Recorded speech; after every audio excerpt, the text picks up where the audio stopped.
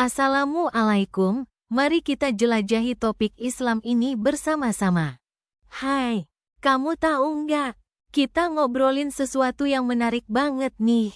Tentang geometri suci di masjid.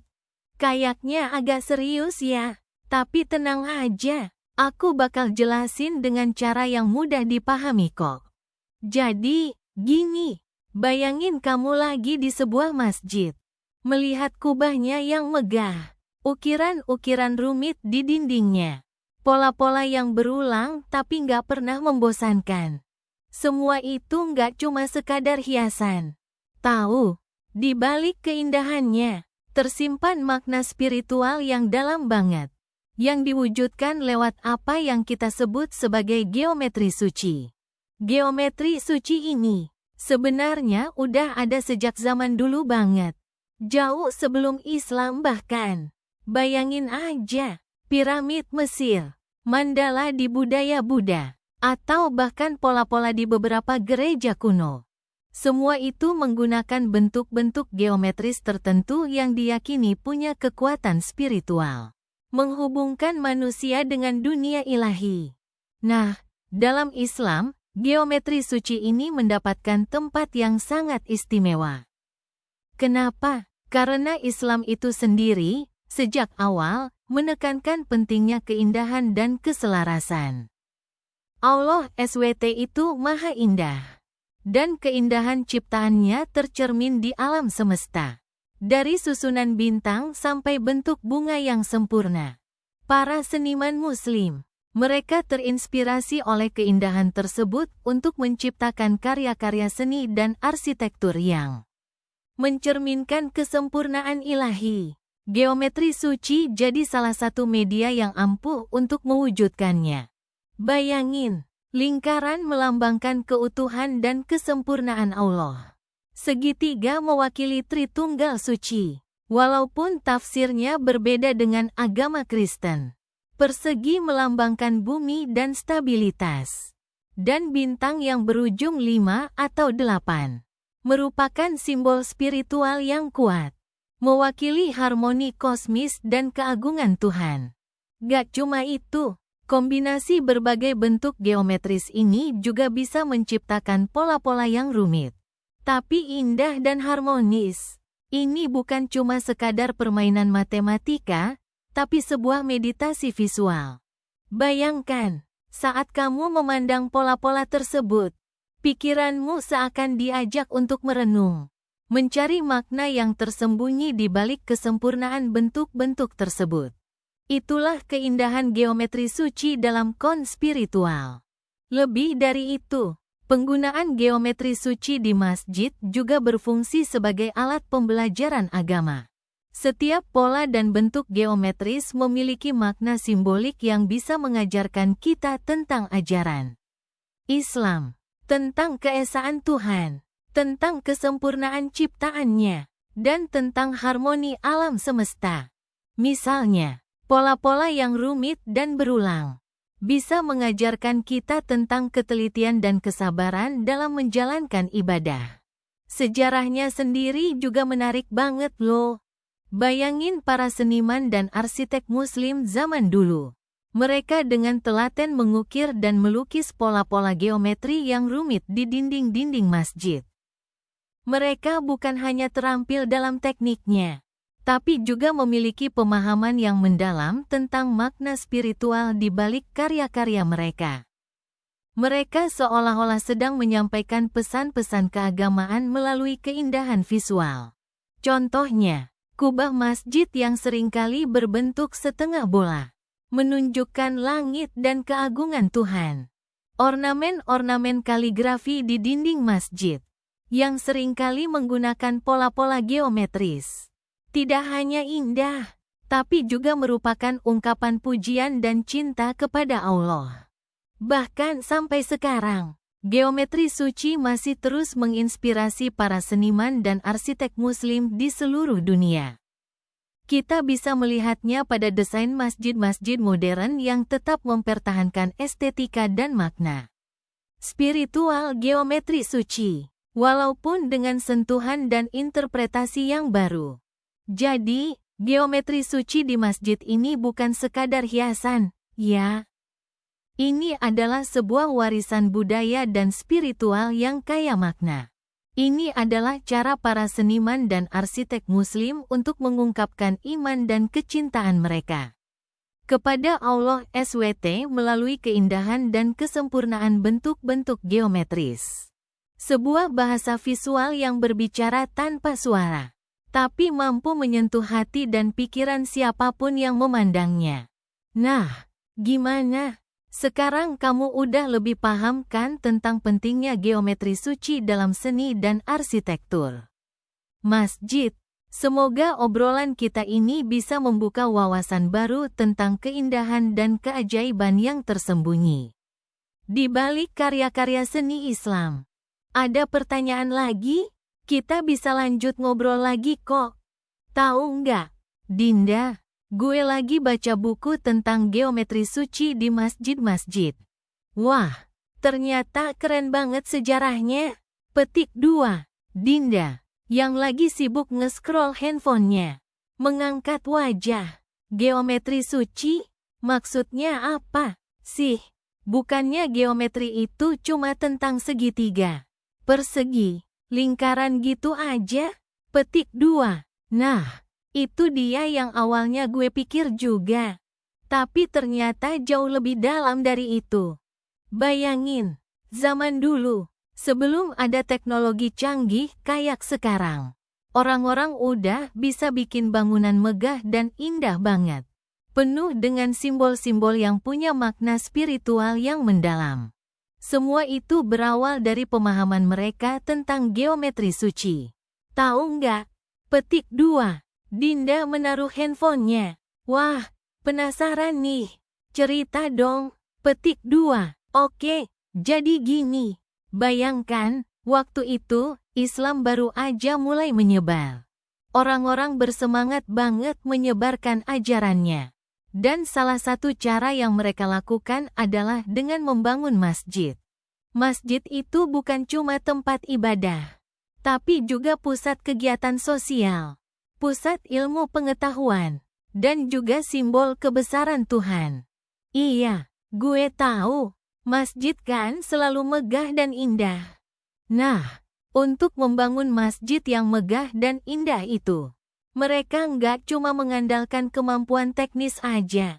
Mereka juga memasukkan unsur spiritualitas yang sangat kuat. Bayangkan, mereka melihat alam sekitar, pola bintang di langit, susunan bunga yang simetris, pola sarang lebah. Semua itu mereka tafsirkan sebagai manifestasi dari keindahan dan kesempurnaan ciptaan Tuhan. Wah, keren banget. Petik 2. Iya, kan? Nah, dari pengamatan alam itu, mereka mulai mengembangkan geometri suci. Mereka meyakini bahwa ada hubungan sakral antara bentuk-bentuk geometri tertentu dengan kekuasaan ilahi. Misalnya, lingkaran itu melambangkan ketakterbatasan Tuhan. Segitiga melambangkan Tritunggal Suci. Walaupun dalam kon Islam berbeda penafsirannya, lebih ke arah kesatuan Tuhan. Persegi melambangkan keseimbangan dan kestabilan dunia. Terus, gimana cara mereka menerapkannya ke arsitektur masjid? Petik 2. Nah, ini yang menarik. Mereka mengaplikasikan bentuk-bentuk geometri suci itu dalam berbagai elemen masjid. Mulai dari tata letak bangunan, pola hiasan dinding dan lantai, ukiran kaligrafi, bahkan sampai pada proporsi ruangan. Semuanya dihitung dengan cermat, dengan perhitungan matematis yang kompleks, tapi nggak kaku, loh. Tetap indah dan harmonis. Jadi, setiap detailnya punya makna. Ya, petik 2. Pasti. Misalnya, pola bintang 8, oktagon, sering ditemukan di kubah masjid. Itu melambangkan perjalanan spiritual manusia menuju Tuhan, atau 8 pintu surga. Atau pola geometri yang rumit lainnya, yang sering terlihat pada dinding atau lantai masjid. Itu juga bukan cuma hiasan biasa. Mereka punya arti filosofis dan teologis yang mendalam. Contohnya, petik 2. Contohnya, pola girih, pola geometri Islam yang rumit. Itu ternyata punya hubungan yang erat dengan konsep kesatuan Tuhan. Tauhid, keindahannya menunjukkan keindahan dan kompleksitas ciptaan Tuhan yang tak terhingga. Atau misalnya, penggunaan simetri di dalam desain masjid menunjukkan kesempurnaan dan keteraturan ciptaan Tuhan. Semua detail, sekecil apapun, terencana dengan matang dan penuh makna. Wow, jadi bangun masjid itu bukan sekadar pekerjaan arsitektur biasa, tapi juga sebuah ritual spiritual.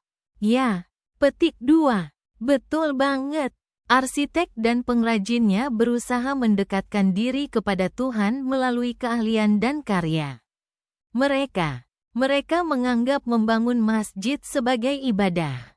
Sebuah cara untuk mengungkapkan keimanan dan ketakjuban mereka terhadap kebesaran Tuhan. Terus, apa yang terjadi setelah itu? Bagaimana geometri suci ini berkembang? Petik 2. Nah, seiring perkembangan Islam, geometri suci ini juga terus berkembang dan berinovasi. Setiap daerah memiliki gaya dan ciri khas seni geometri masing-masing, terpengaruh oleh budaya lokal. Tapi inti dari geometri suci itu tetap sama, menunjukkan keindahan, kesempurnaan, dan kebesaran Tuhan melalui bahasa bentuk dan angka. Jadi, setiap masjid, meskipun berbeda gaya arsitekturnya, pada dasarnya mencerminkan prinsip geometri suci yang sama. Ya, petik 2. Betul sekali. Itulah keindahannya. Meskipun berbeda lokasi, budaya, dan zaman, prinsip geometri suci itu tetap ada. Menyatukan umat Islam di seluruh dunia melalui kesenian dan arsitektur masjid. Wah! Jadi sebenarnya ada filosofi yang sangat dalam. Ya, di balik keindahan masjid-masjid di seluruh dunia.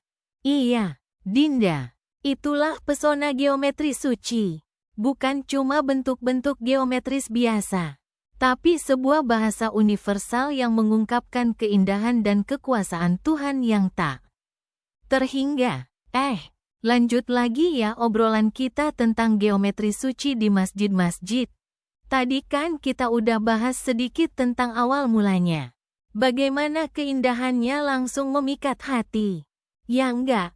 Nah, sekarang kita masuk ke bagian yang lebih seru. Bagian inti dari cerita geometri suci ini. Bayangkan, kita lagi jalan-jalan di Maroko. Matahari terik banget, tapi sejuknya suasana di dalam masjid membuat kita langsung merasa tenang. Kita lihat lantai yang dihiasi mosaik rumit. Pola-pola geometris yang enggak cuma indah, tapi kayak punya nyawa sendiri. Ada segitiga, persegi, oktagon, semua saling terkait, saling mengisi, membentuk kesatuan yang luar biasa harmonis. Rasanya nggak mungkin itu dibuat cuma pakai tangan dan alat sederhana zaman dulu. Kan? Nah, disitulah letak keajaiban geometri suci. Bukan cuma soal estetika, tapi juga representasi dari kepercayaan spiritual yang sangat dalam. Orang-orang zaman dulu, para seniman dan arsiteknya, mereka nggak cuma sekedar mengukir pola. Mereka mengarang doa dalam setiap bentuk geometris itu. Setiap sudut, setiap garis, memiliki makna simbolis yang kaya, menghubungkan dunia fana dengan dunia ilahi. Misalnya, lingkaran. Kita semua tahu lingkaran melambangkan kesempurnaan, keutuhan, dan keabadian. Di masjid, lingkaran sering ditemukan di kubah, mengingatkan kita pada langit, pada tak terhingganya kekuasaan Tuhan. Lalu ada bintang berujung 6, atau heksagram yang merupakan gabungan dua segitiga sama sisi. Satu mengarah ke atas, satu ke bawah. Simbol ini menyatukan langit dan bumi, dunia spiritual dan dunia material. Itu menunjukkan keseimbangan kosmik, harmonisasi antara kekuatan yang berlawanan. Terus, ada pola-pola yang terlihat sederhana, seperti pola ulang persegi atau segitiga. Tapi kalau kita perhatikan lebih teliti, kita akan menemukan keindahan tersembunyi di balik kesederhanaan itu. Pengulangan pola itu melambangkan kesatuan, kekalnya ajaran Islam, dan kebesaran Tuhan yang tak terbatas. Setiap ulangan adalah pengulangan dari kebesarannya. Bayangkan para pengrajin zaman dulu. Mereka bekerja dengan kesabaran yang luar biasa. Mereka melukis, mereka memahat, mereka merangkai tiap detail dengan rasa takwa yang mendalam. Itu bukan cuma kerja, tapi ibadah. Mereka mengorbankan waktu, tenaga, dan jiwa raga mereka untuk menciptakan karya seni yang tidak hanya indah di mata, tapi juga memberi ketenangan dan inspirasi bagi yang melihatnya. Uniknya lagi, geometri suci ini nggak cuma ada di lantai atau dinding. Kita juga bisa menemukannya di mimbar, di kubah, bahkan di lampu-lampu masjid. Seolah-olah semua bagian masjid dirancang untuk menjadi satu kesatuan yang saling terhubung, menciptakan suasana spiritual yang menyeluruh. Karya seni ini seakan-akan berbicara sendiri, mengajak kita untuk merenungkan kebesaran Tuhan dan keindahan alam semesta. Nah, selain makna simbolisnya, geometri suci juga memiliki aspek matematika yang sangat menarik. Rasio-rasio yang digunakan, seperti rasio emas, menciptakan proporsi yang harmonis dan seimbang. Ini menunjukkan kecerdasan dan kemampuan matematika yang tinggi dari para arsitek dan seniman masa lalu. Mereka tidak hanya berkreasi inspirasi spiritual, tapi juga menggunakan prinsip-prinsip matematika untuk menciptakan keindahan yang sempurna. Jadi, geometri suci di masjid bukan cuma soal pola-pola yang indah. Lebih dari itu, ia adalah representasi dari kepercayaan spiritual, kecerdasan matematika, dan kesabaran yang luar biasa. Ia merupakan warisan berharga dari leluhur kita, yang harus kita jaga dan apresiasi sampai sekarang. Setiap kali kita melihat pola-pola geometris di masjid, kita seperti diajak untuk merenungkan kebesaran Tuhan dan keindahan ciptaannya. Nggak heran kalau kita merasakan ketenangan dan kedamaian yang mendalam saat berada di tempat ibadah yang dirancang dengan geometri suci ini. Gimana? Seru kan? Masih banyak lagi yang bisa kita bahas. Nih, jadi, bayangin deh, kita udah ngebahas panjang lebar tentang geometri suci di masjid-masjid. Kan? Dari mulai bentuk-bentuk dasar kayak segitiga, lingkaran, sampai pola-pola rumit yang bikin mata kita berbinar. Rasanya kayak kita lagi membuka rahasia alam semesta. Ya, ternyata keindahan visual itu bukan cuma sekedar estetika, tapi punya makna spiritual yang dalam banget. Betul banget. Aku masih terpesona sama penjelasan tentang bagaimana para seniman dan arsitek dulu, berabad-abad lalu, bisa begitu cermat menggabungkan matematika, seni, dan spiritualitas.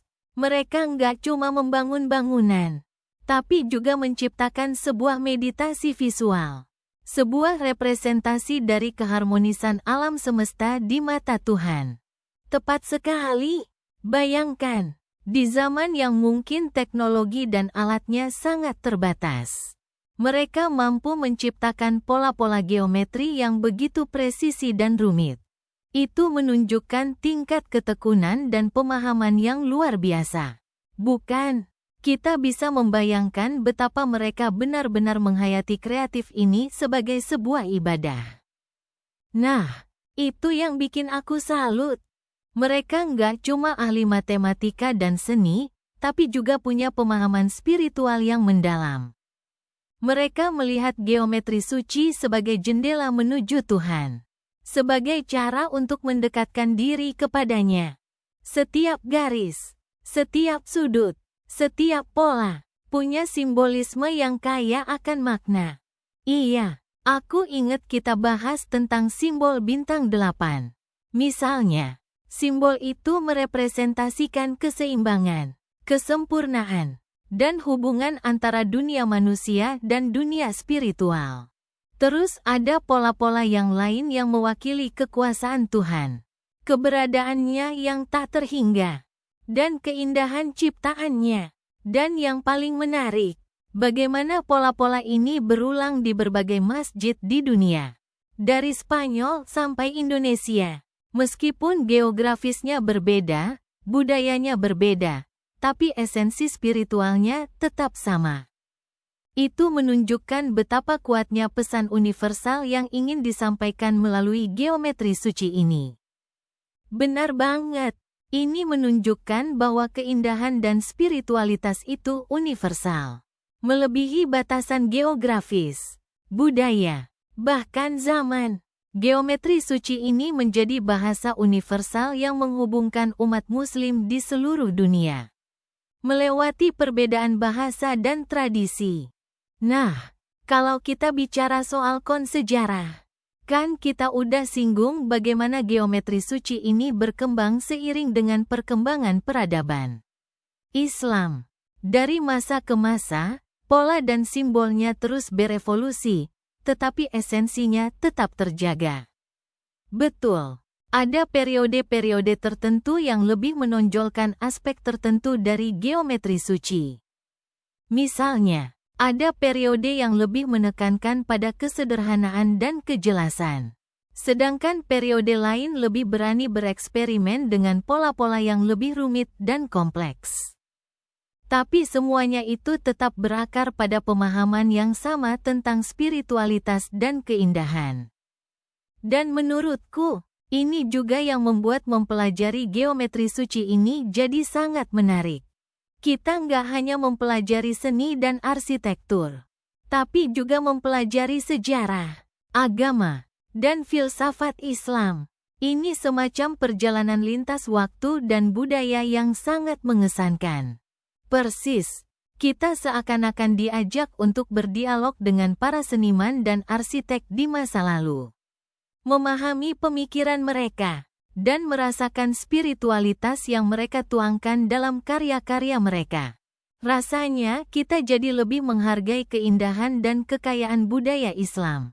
Jadi, kesimpulannya, geometri suci dalam seni dan arsitektur masjid ini bukan hanya soal keindahan visual semata. Ini tentang sebuah perjalanan spiritual, sebuah cara untuk mendekatkan diri kepada Tuhan, dan sebuah warisan budaya yang kaya dan berharga. Ini sebuah bukti bagaimana manusia mampu mengungkapkan kekaguman dan keimanannya melalui bentuk-bentuk yang indah dan penuh makna. Tepat sekali. Dan lebih dari itu, geometri suci ini juga memberikan kita sebuah pelajaran berharga tentang keselarasan antara matematika, seni, dan spiritualitas. Ketiganya bisa bersatu untuk menciptakan sesuatu yang begitu indah dan bermakna. Pesan ini masih sangat relevan hingga saat ini. Di era modern sekalipun, bayangkan, kita bisa mengaplikasikan prinsip-prinsip geometri suci ini dalam berbagai aspek kehidupan kita. Mencari keseimbangan, menghargai keindahan, dan menemukan makna di balik segala sesuatu yang kita lakukan. Itulah warisan abadi dari geometri suci ini. Benar sekali, sebuah refleksi tentang keindahan, keseimbangan, dan spiritualitas yang terus relevan sepanjang masa. Terima kasih ya, sudah berbagi cerita ini. Rasanya perjalanan kita menelusuri geometri suci ini sangat bermakna. Sama-sama, aku juga senang banget bisa berbagi pengetahuan ini. Semoga kita bisa terus belajar dan mengapresiasi keindahan dan kebijaksanaan yang terpancar dari geometri suci ini. Tahu nggak, Kak? Aku lagi baca-baca tentang geometri suci di masjid-masjid. Beneran menarik banget. Kayaknya lebih dari sekedar hiasan biasa. Deh, Oh, iya. Cerita dong. Aku juga kurang tahu sebenarnya. Jadi gini, Kak. Bayangin deh. Kita lihat masjid-masjid kuno. Yang arsitekturnya itu. Wah, detail banget. Rumit tapi indah. Motif-motifnya itu nggak asal-asalan. Ternyata, banyak yang pakai prinsip geometri suci. Bukan cuma hiasan, tapi ada simbolisme spiritualnya yang dalam banget. Simbolisme spiritual? Maksudnya gimana? Petik 2. Nah, ini dia yang seru. Bayangin, zaman dulu, ilmu pengetahuan dan agama itu menyatu, Kak. Para ilmuwan muslim, mereka juga ahli agama, melihat geometri sebagai cara untuk menggambarkan keindahan dan kesempurnaan ciptaan Tuhan. Lingkaran, segitiga, bintang, semuanya punya makna simbolik yang berhubungan dengan ajaran Islam. Contohnya, petik 2, banyak banget. Misalnya lingkaran. Lingkaran itu melambangkan kesatuan, keutuhan, dan ketakterbatasan Tuhan. Nggak ada awal dan akhir, sempurna. Terus, kalau kita lihat kubah masjid, kan biasanya berbentuk setengah lingkaran atau kubah bulat sempurna? Itu melambangkan langit dan kekuasaan Allah yang meliputi segalanya. Wah, baru tahu aku. Iya, terus ada segi 8.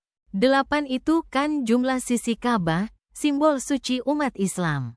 Jadi, kalau ada motif segi 8 di dinding masjid, itu bisa diartikan sebagai penghormatan dan koneksi spiritual dengan Ka'bah. Atau, segitiga, yang seringkali dikaitkan dengan Trinitas Ilahi dalam beberapa agama. Dalam kon Islam, bisa diinterpretasikan sebagai representasi dari kesatuan Tuhan, keutuhan ciptaan, dan manusia sebagai khalifahnya. Kok bisa ya dihubungkan dengan Trinitas? Padahal Islam itu tauhid kan? Petik 2. Nah, ini yang menarik. Geometri suci nggak selalu harus dimaknai secara harfiah, Kak. Lebih ke interpretasi simbolik. Bentuk-bentuk geometri itu menjadi media untuk mengarahkan pikiran dan hati kita kepada sesuatu yang lebih besar dari diri kita sendiri, kepada Tuhan. Segitiga itu mungkin bukan representasi dari 3 entitas, tetapi 3 aspek dari keesaan Tuhan. Misalnya, kekuasaan, kebijaksanaan, dan kasih sayangnya. Oh, jadi kayak bahasa visual gitu ya? Petik 2. Persis.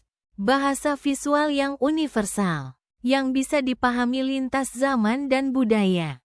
Bayangin, orang-orang yang membangun masjid-masjid itu. Mereka memasukkan ilmu pengetahuan dan iman mereka ke dalam setiap detail arsitektur. Setiap garis, setiap sudut, setiap pola, menyimpan pesan spiritual yang mendalam. Aku jadi penasaran, apa yang geometri suci ajarkan kepada kita sekarang? Ya, petik 2. Nah, itu pertanyaan yang bagus. Aku rasa, geometri suci mengingatkan kita akan keindahan dan kesempurnaan ciptaan Tuhan. Membantu kita merenungkan keagungannya melalui keindahan matematika dan seni. Di era sekarang, di mana kita sering dikelilingi oleh hal-hal yang instan dan terkesan materialistis, geometri suci mengajak kita untuk kembali kepada esensi spiritualitas. Bagaimana caranya? Petik 2. Dengan menghayati makna di balik keindahan arsitektur masjid. Ketika kita mengamati pola-pola geometri itu, kita diajak untuk merenung, untuk mendekatkan diri kepada Tuhan. Itu juga mengingatkan kita akan pentingnya kesabaran dan ketelitian dalam beribadah. Seperti halnya para seniman dan arsitek yang menciptakan pola-pola geometri yang rumit dan indah. Itu bisa juga jadi pengingat akan keharmonisan dan keseimbangan. Ya, karena kan geometri itu tentang proporsi dan keteraturan. Betul banget. Geometri suci mengajarkan kita tentang keseimbangan dan keselarasan dalam hidup. Seperti halnya pola-pola geometri yang terpadu dan harmonis. Kita juga perlu menjaga keseimbangan dalam kehidupan spiritual, emosional, dan sosial kita. Wah, menarik banget. Aku nggak pernah berpikir sedalam ini tentang arsitektur masjid. Kirain cuma soal keindahan estetika saja. Itulah yang membuat geometri suci ini begitu luar biasa. Kak, itu bukan cuma keindahan yang dilihat mata, tapi juga keindahan yang dirasakan hati dan pikiran. Sebuah warisan ilmu dan iman dari para leluhur kita yang layak untuk kita pelajari dan renungkan. Sampai sekarang, terima kasih. Penjelasannya keren banget. Aku jadi ingin mengunjungi masjid-masjid kuno dan mengamati detail arsitekturnya dengan lebih seksama. Sama-sama, Kak. Semoga kita semua bisa lebih menghargai dan memahami warisan spiritual yang terkandung dalam keindahan geometri suci di masjid-masjid kita. Sampai jumpa. Semoga Allah memberkati kita semua. Itu pembahasan hari ini.